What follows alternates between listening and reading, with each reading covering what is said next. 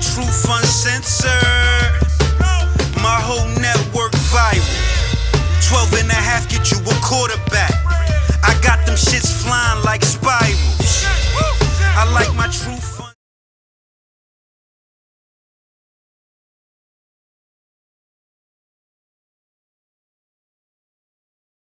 Young brother Meek Mill has finally caught a break. The rapper has been granted a new hearing at the appellate court. That's right.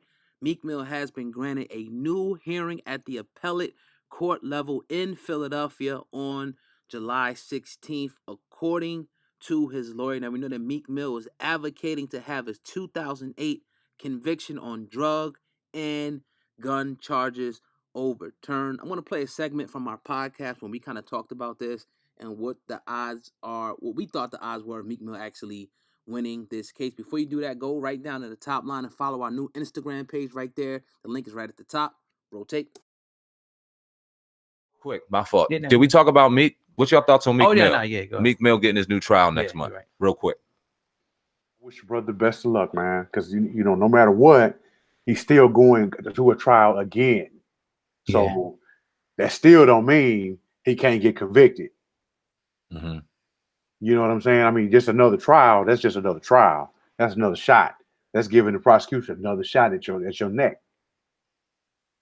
Does it make you feel a little better knowing what he went through, that he'll get a outcome that he deserves this time, when we know the cop was dirty in that situation with him with the gun and the other situation with the willies and shit? He shouldn't even be on probation to begin with. So does it make you feel a little more optimistic? I 100% hear where you're coming from. Black man in the judicial system, fuck that shit. You never know. Does it make you feel a little better knowing what he went through and getting a new trial, him going next month? No. Damn. Right. No, it makes me apprehensive. Because whenever you got to go in front of that box, man, you go in front of that box, and who knows, man, it could be, you know, it's on the whim now, what of the appellate court. So it's how good of an argument his attorneys can make in front of the appellate court. Mm-hmm. They're going to be completely unbiased. At least, you know, that's what they say. They're going to be completely unbiased. So he could walk away with a conviction, and then they're going to hand down whatever they're going to hand down, and it's gone to the appeals court. So, you know, at that point, next step will be the Supreme Court. Right. So his freedom is in a precarious position. I'm really rooting for Meek Mill, man. Meek Mill is a personal thing. I'm a fan of his struggle. I just, you know, I would want Meek Mill to spare no expense, because this situation right here, when you make it to appellate, it's all about money, to be honest. When you can get through the court system the way he has, it's all about money, and he may have to compromise some of his comforts of life because his potential is so high, because of his political affiliations, that it's going to be worth the investment. He's going to have to work the judicial system and invest in his freedom with it, because what they're doing is coming after his money. Point blank, it's obvious they want his money. He put himself in a vulnerable position. That's what's coming. And I don't have a problem saying it. I'm biased, but nobody says nothing when Europeans are biased. Yeah, hell yeah, I'm biased. Hell yeah, Meek. Do what you got to do to get out of there. In my book, you could do nothing wrong. Because somebody else, if it was somebody of another persuasion, this wouldn't even make the news. We ever heard about all the other prominent figures that have worse cases on the books, and you don't hear anything else about it? Kevin Spacey, you haven't heard not one comment about this guy, and he has 50 counts against him, and you haven't heard anything. So Meek, what he's doing is nothing. This is a 10-year-old case, man. Yep. Get this case off that man back. He's working hard. He's being righteous in the community. He's doing his shows. He's trying to make money for him and his people. Leave dude alone.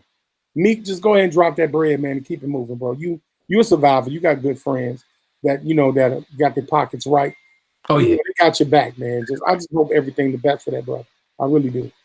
Yeah, I'm definitely, excited to see, because it's something we all obviously been following real closely over the last year and a half, and it's just been ridiculous every step of the way. But we do feel good about, and his lawyers definitely feel good about him, winning. First it's a hearing, then they're trying to go to trial simply because of that police officer, who was on that list of dirty cops, and they already proved for him to be a bad cop. So it's, in all likelihood, he will win. But like you said, I'm with Darren too.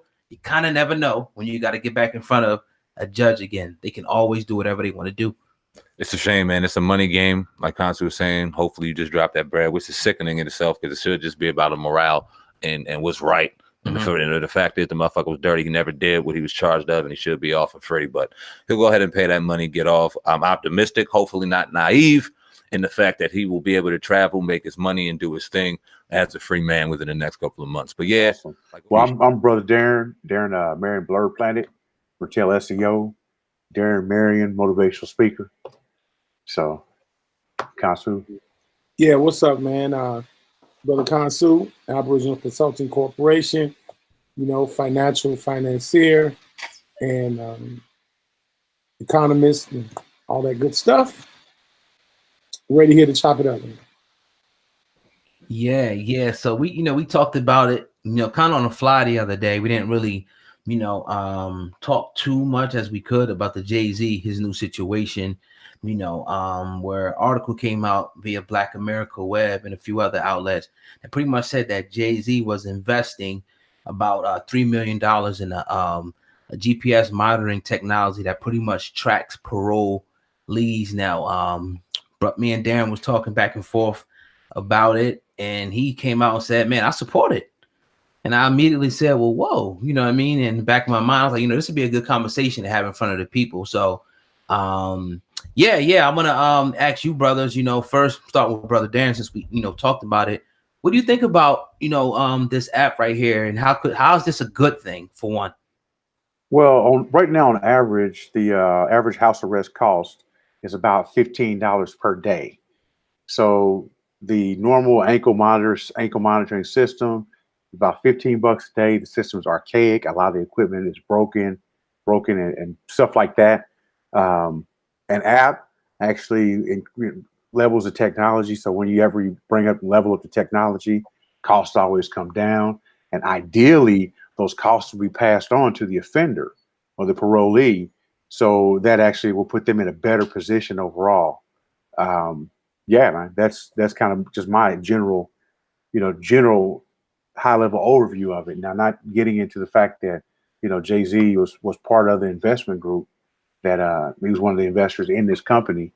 I think, like I was saying to you, if you're going to have a necessary evil of having house arrest or home detention, I would rather a black man, someone who is involved in the criminal justice system as Jay-Z is, to be able to help administrate that or to be able to help drive those forces.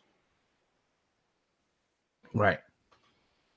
Kansu, I want to get your perspective on that. Yeah. I beg to differ to a certain degree, only because Jay-Z was probably given intel on that particular app. Working at that level, he has investors or people that are consultants. He would hire somebody like me to do trace work to find out what's the best rate of return for the next investment and how to diversify and protect the income that he receives. So when you look at what he invests in, which is app technology, it's a wide open field, and he's probably invested in other apps, and he probably just invested in an investment portfolio that happened to include this kind of investment. I think more so he's investing in the technology, and someone consulted him to do that because the app technology is at an all-time high. I mean, you're making an app for just about everything now. And because of the movement and changing of cell phones, cellular devices, you got 5G coming, it really makes sense to invest in app technology.